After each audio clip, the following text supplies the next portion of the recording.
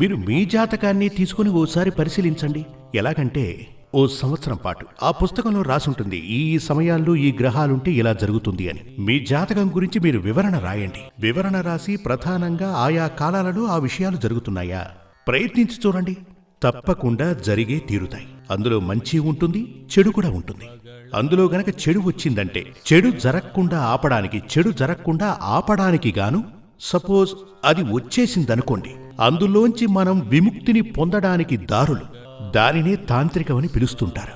అంటే ఏంటంటే వ్యాధి ఏంటో మనకు అర్థమైంది, ఆ వ్యాధి రాకుండా నివారించవచ్చు, వచ్చాక చికిత్స చేయించుకొని మాన్పించవచ్చు. దానికి అవసరమైన మందు, అవసరమైన ఔషధమని అర్థం. అవే ఈ తాంత్రిక పూజలు. మనకిదంతా కూడా ఆ ఈశ్వరుడే ప్రసాదించాడు.